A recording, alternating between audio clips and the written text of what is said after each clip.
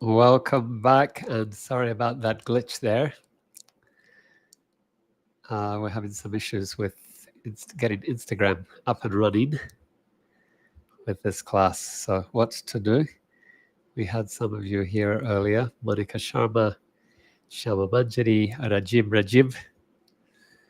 We've lost you now, but hopefully you'll be back soon. I see Instagram is now running, so that's good. And hopefully our regular Facebook participants will be with us shortly as well. In the meantime, let me chant some verses from the Srimad Bhagavatam to invoke blessings and auspiciousness. Canto 1, Chapter 2, Text 2. Sutta uvacha ya prabhajantam anupetam apeta krityam dvaipayano virahakatara jahuva putreti tanmayataya taravo binerus tam sarvabhuta hridayam munim anantosmi. Sri Sutta Goswami said, "Let me offer my respectful obeisances unto the sage Sukadeva Goswami, who can enter the hearts of all. When he went away to take up the renounced order of life, sannyas, leaving home without undergoing reformation by the sacred thread, or the ceremonies observed by the higher castes, his father Vyasadeva, fearing separation from him, cried out, 'O my son!' Indeed, only the trees which were absorbed in the same feelings of separation echoed in response to the bereaved father." Canto 1, Chapter 2, Text 3. Yasvanubhavam akila shrutisharamekam adyatmadipam atiti tirsatam tamodam samsarinam karunaya haya purana guhyam tam vyasasunamupayami guru muninam.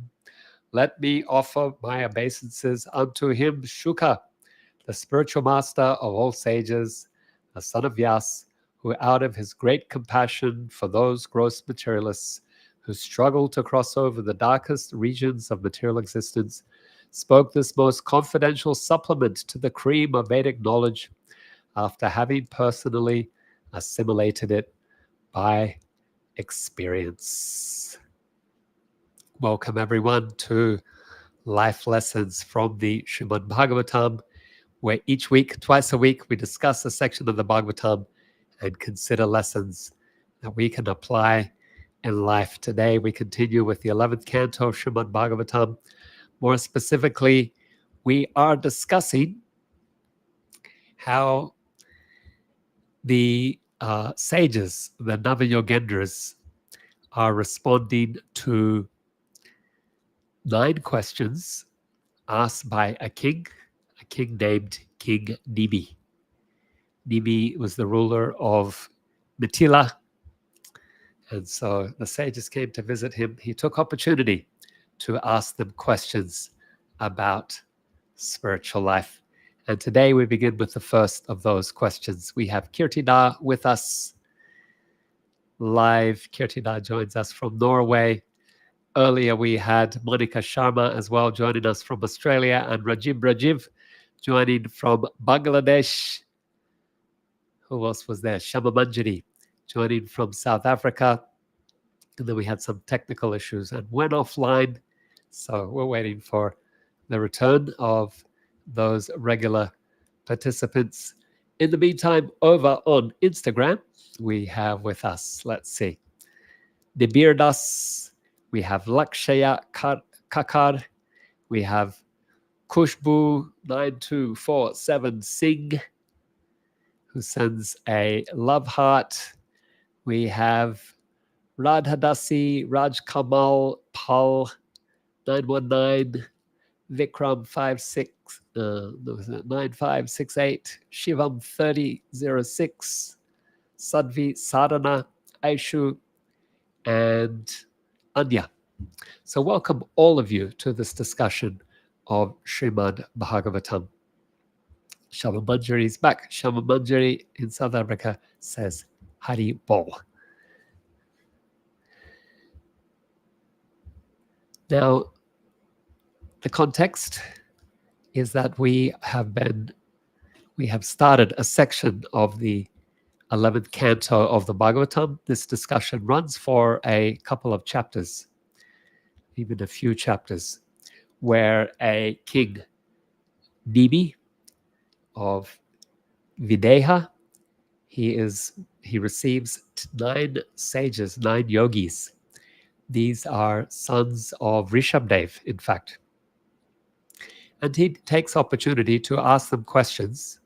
He asks them about Bhakti, the Bhakta, Maya, Mukti, liberation, Bhagavan, Karma Yoga, the Avatara, the non-devotee, and the Yuga avatars. So today we will be starting with the first of these questions. What is Bhakti? That's a question that I'm sure we all contemplate. We have to explain to others what Bhakti is. We have to try to understand ourselves what Bhakti is. If someone asked you, what is Bhakti? You might say, devotional service to Krishna. How would you expand upon that? How would you elaborate on that? Well, today we can learn from one of the Yogendras as they answer this question. What is Bhakti? Once again, we're discussing Srimad Bhagavatam Canto 11, Chapter 2, verses 28 to 43. Om Namo Bhagavate Vasudevaya. Om Namo Bhagavate Vasudevaya. Om Namo Bhagavate Vasudevaya. We will discuss this section under 4 headings. 1, the question, what is Bhakti? Verses 27 to 32. 2, realizing the Lord. Verses 33 to 37. Section 3, detachment from the world. Verses 38 to 39. And finally, satisfaction in the heart. Verses 40 to 43.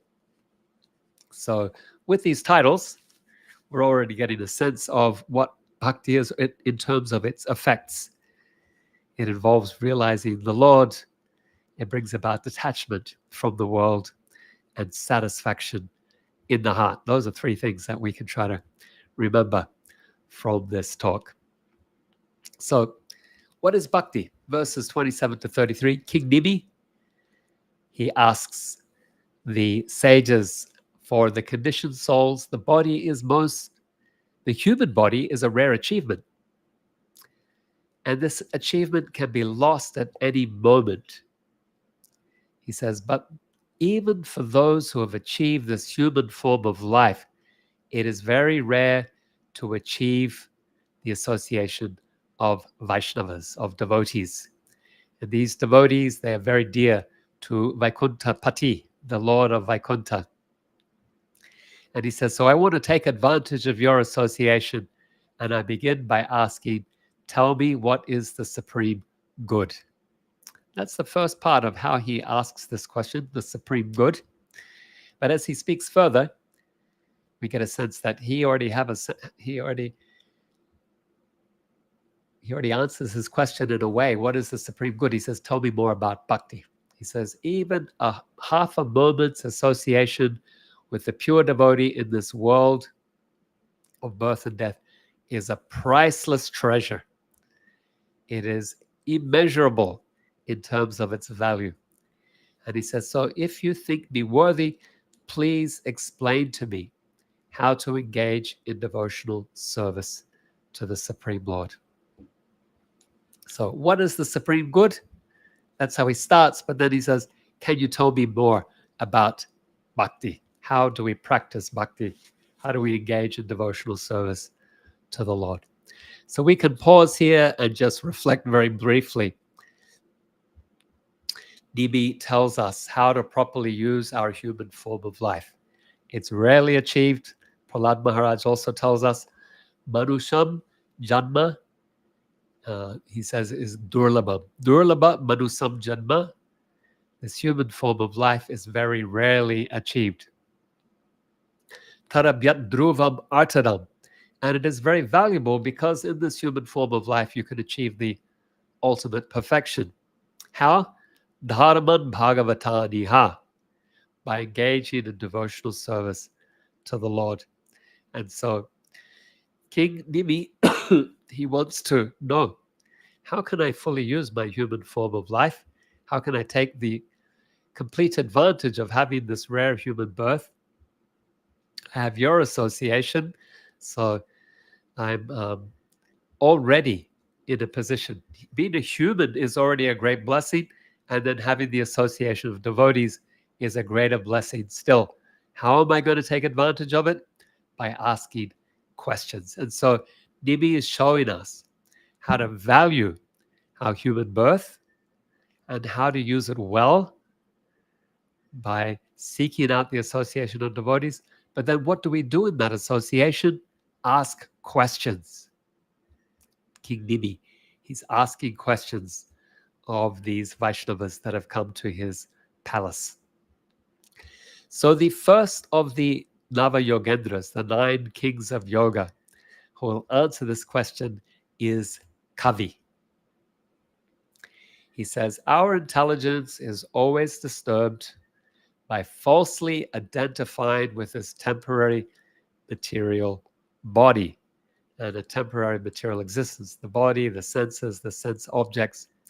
And because of this misidentification, we feel fear in our hearts.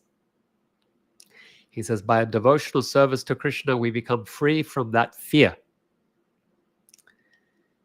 He says, even people who are not intelligent, even people who are not gifted with great intelligence, we might say they are ignorant, even they can be benefited. They can come to know the supreme thing that is to be known by the power of devotional service. So this is a great opportunity. It's not restricted. It's not exclusive to those who are particularly brilliant. Anyone can be benefited. Anyone can take advantage of this bhakti. We might say even children, even animals. The Bhagavatam gives examples, right? Dhruva Maharaj, Prahlada Maharaj, they're children, but they take advantage of bhakti. In Ramayana, we have Jatayu and Sampati. They are, and so many monkeys. They are also taking advantage of bhakti. He says, under the protection of bhakti, even a person who runs with their eyes closed, they won't trip over and fall. Why? Because they have Krishna's protection.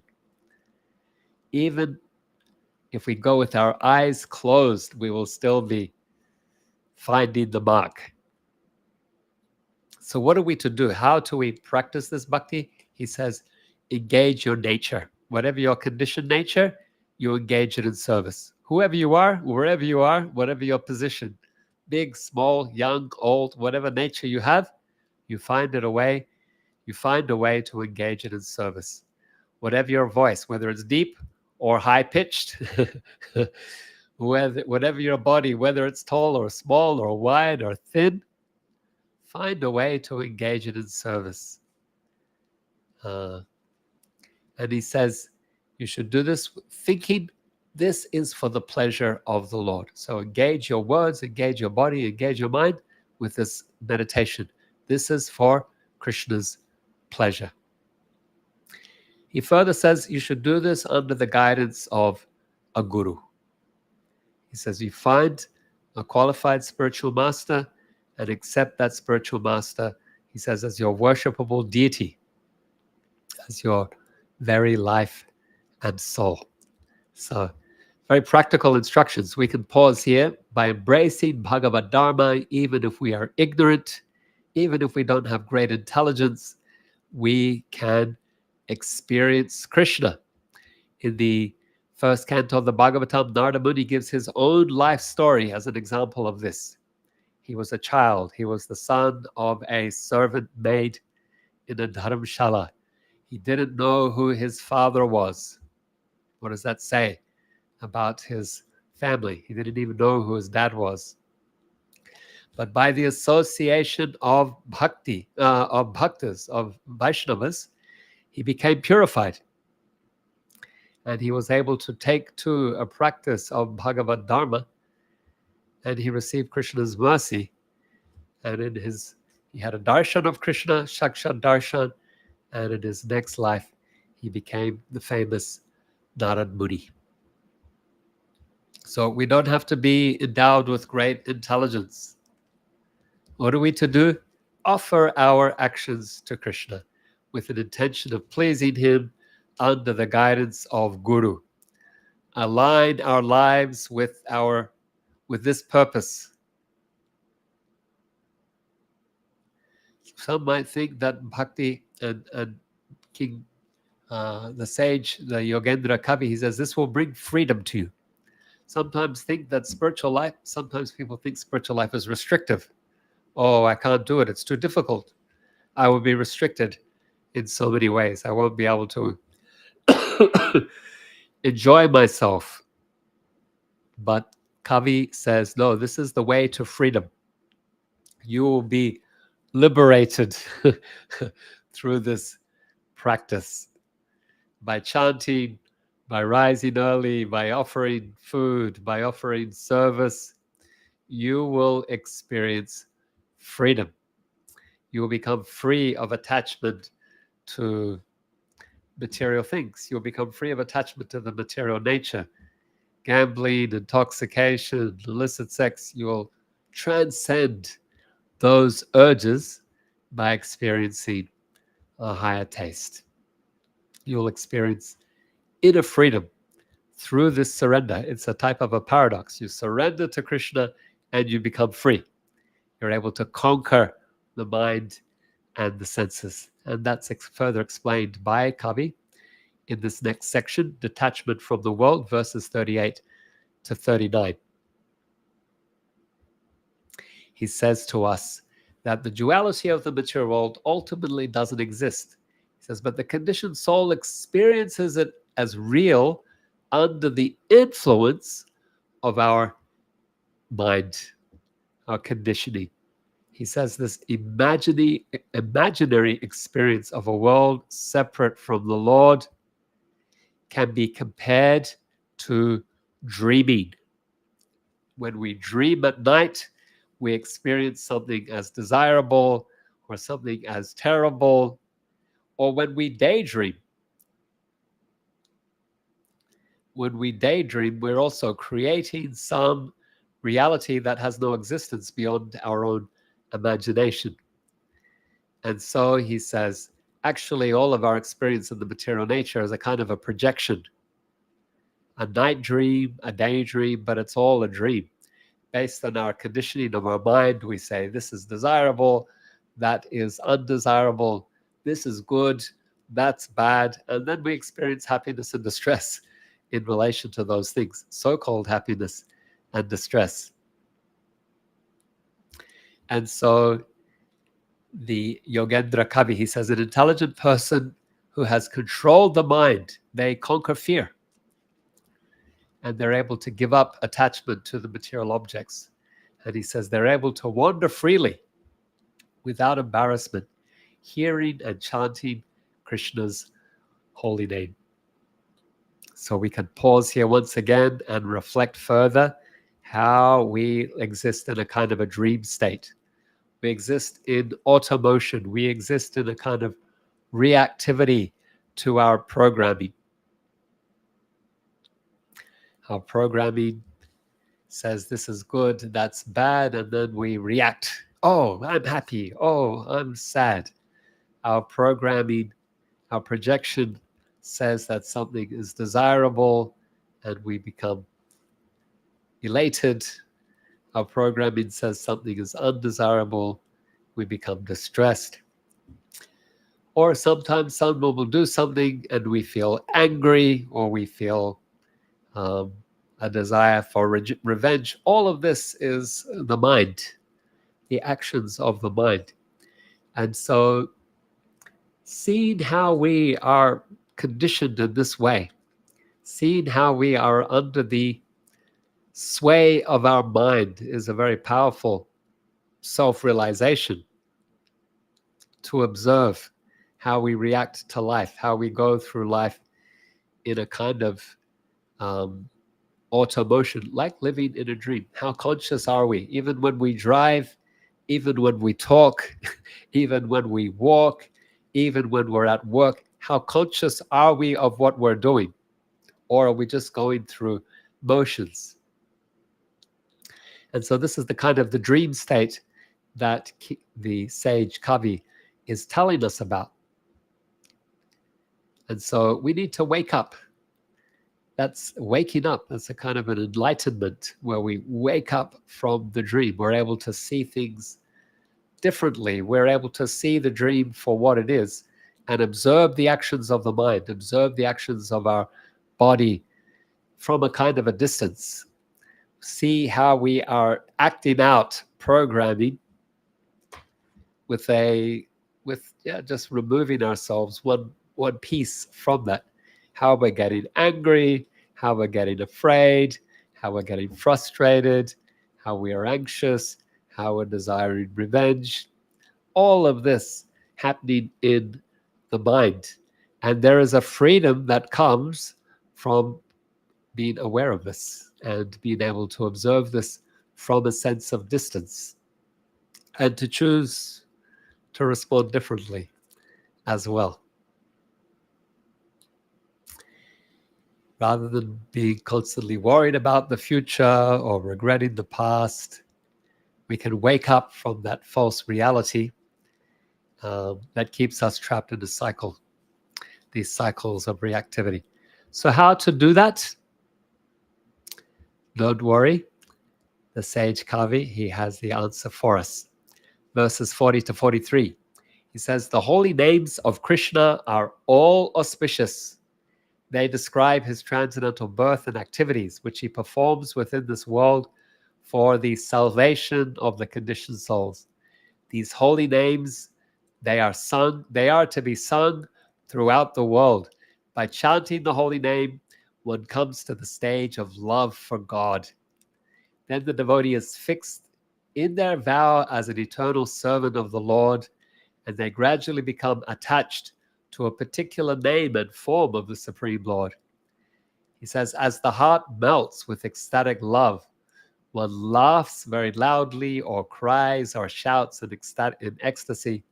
Sometimes the devotee sings and dances with abandon, indifferent to public opinion. A devotee should not see anything as separate from the Supreme Lord Krishna.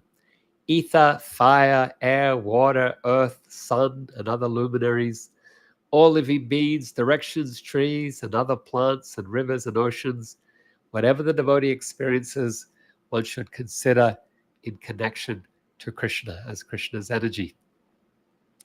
Thus, seeing everything that exists within the creation as the body of the Lord, the devotee should offer sincere respects to the entire expansion of Krishna's body. Devotion, direct experience of Krishna, and detachment from other things, he says, these three occur simultaneously to one who has taken shelter of Krishna, in the same way that pleasure, nourishment, and relief from hunger come simultaneously and increasingly with each bite as we engage in eating. And so Kavi, he concludes by saying, my dear king, he's speaking to Nimi, the devotee who worships the lotus feet of the infallible personality of Godhead with constant endeavor, thus achieves unflinching devotion, detachment, and experienced knowledge of the personality of Godhead. In this way, the devotee achieves supreme spiritual peace. So we can again pause and reflect. Chanting Krishna's name is the key to waking up from the dream state of material existence. When you're asleep, then we can't see anything, we can't taste, we can't smell. But if there is a sound, if the alarm goes off, we wake up. And so here the sound is being recommended, the sound of the holy name. As we chant with devotion, we wake up from the dream of living in the projections of the mind. And we connect with the true reality of Krishna's presence in everything. We see everyone and everything as part of Krishna, and we feel love and respect for all things and beings. And so this practice not only deepens our connection with Krishna, but it also helps us to see the world as part of Krishna, deepening our sense of respect for all living things and beings, our detachment from trying to enjoy them, our fear of losing them, and this brings about a profound spiritual peace. So chanting then is the key for us to awaken from our dream and experience the joy and fulfillment of living in awareness of our connection to Krishna. How wonderful. What a wonderful description. So that answers the question, what is bhakti? What is the supreme good? What is bhakti? We can conclude with a prayer. Beloved Krishna, grant us the wisdom of King Nimi, that we may use this human life to inquire into the mysteries of devotion, to sit at the feet of the wise devotees and ask of you our soul's supreme purpose. Teach us the path of bhāgavata-dharma, that even in our ignorance we may come to know you. And in offering all that we do unto you, under the guidance of devotees, find peace and strength. Help us to awaken from the dream of material life, to see beyond the illusions of the mind that bind us to fear and hate. Let your holy names, O Krishna, be the sound that awakens our slumbering souls, and may our hearts, in chanting, awaken to the joy of true awareness, living in the eternal freedom of your divine love. So let's check in with some of you who joined us after we started speaking. We have with us Shamamanjari in South Africa. I think I mentioned earlier. Shamamanjari says, Hari Bol. Thanks for being here. Thanks for coming back, Shamamanjari. We cut you off earlier with the technical issue we had. Rajib in Bangladesh says, where you come from? I am in New York City in the United States. And Rajiv says, speaking very nice. Thank you. That is the mercy of our Gurudev. We are all grand disciples of Srila Prabhupada. His mercy comes to us through his disciples. Thank you so much, Rajiv. Okay, Subhanu Vraj Saka says, Hare Krishna. I think it says Prahlad Prabhu Ki Jai, Krishna Prabhu Ki Jai, Hind Jai Gaur Premanand Ji. Jai, thank you, Subhanu. Very happy to have you with us and for those ecstatic utterances. Krishna Prabhu Ki Jai Gaur Premanand Ji. Subhanu has more. Jai Sri Prapat, Jai Srila Prapat, Jai Shri Guru Maharaj Ji Ki Jai, Guru Premanand Thakur. Excellent glorification of the spiritual master and the devotees. It's most wonderful. There's some applause there, some flag. Kirtidas says, be the observer then and purify our senses. Like Sambandha, beautiful class, thank you. Okay, so Kirtida has a question. Be the observer and purify our senses. Being the observer is mentioned also here in the 11th canto of the Bhagavatam. Krishna mentions to Uddhava how the yogi observes the mind and senses and the conditioning. Also, Kapila mentions how the yogi observes the actions of the mind, how we are being driven by our conditioning and our attachments. So, knowledge, jnana, can help us to detach, and with that detachment, then we can step out from the immediate actions and the sense that I am the doer, and we can see, we can observe with some distance how we are being driven by our conditioning in different ways, to like certain things, to reject other things, to become overcome by lust or greed or envy or anger. And we know it's not me. This isn't me. This is my conditioning acting. And when we can detach that way and name what's happening with that sense of detachment, then we are empowered to overcome that. We separate ourselves from it. We know this isn't me. This is something else, some other very deep conditioning that's acting upon me or through me. But when we're able to name it and observe it, then it holds less sway over us, and we can choose alternative responses. Rather than thinking this is me and I have to engage in this way because this is who I am, we can see by naming the thing, by observing the thing, we disempower it, and then other alternatives open up for us.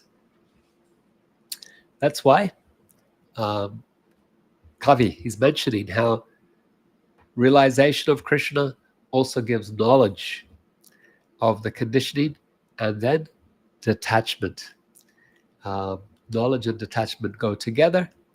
But then more important in Bhakti, it's not just detachment, it's an awakening of love, of peace, of satisfaction in the heart. So these three things he mentions: realizing Krishna, detachment from the world, and satisfaction in the heart. He says they take place simultaneously. He gives a nice example we were reading there earlier. He says when you eat, you experience nourishment, you experience,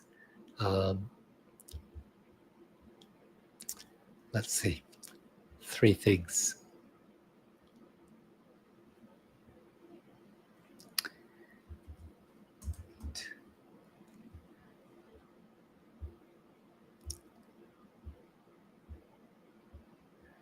Oh yeah, here we are.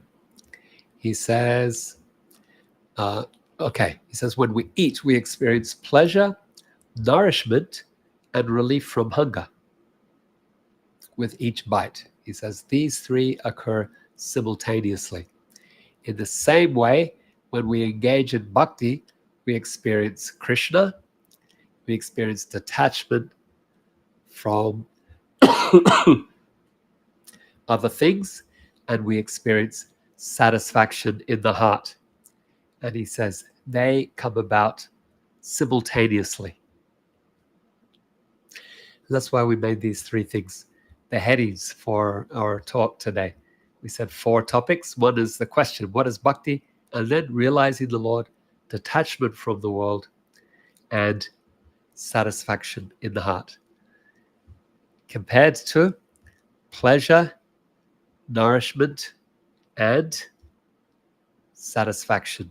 Our hunger is satiated. Pleasure, nourishment, and relief from hunger. Yeah, thanks, Kirtida. Okay, Alicia joins us from Auckland, New Zealand. Alicia says, Kia ora, Prabhu. Hope you're safe and well. I'm watching from work. Great. Great, Alicia.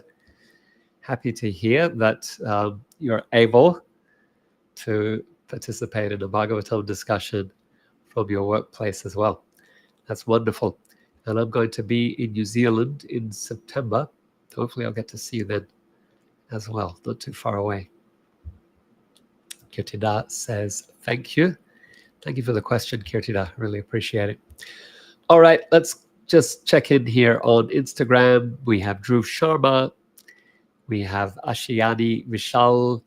I'm just going to scroll through and see if any questions. So Mandar Duri says, how to stress released, Prabhuji. So Mandar, we have, I think Kavi has answered this question for you. You engage in bhakti yoga, you become aware of the conditioning of the mind and the senses, and you engage, by engaging in the practices of bhakti, you experience satisfaction in your heart. And so the stress melts away. It dissipates for us. Hopefully you found the discussion. I think you typed that earlier on. Hopefully you found the discussion that followed answered that question for you.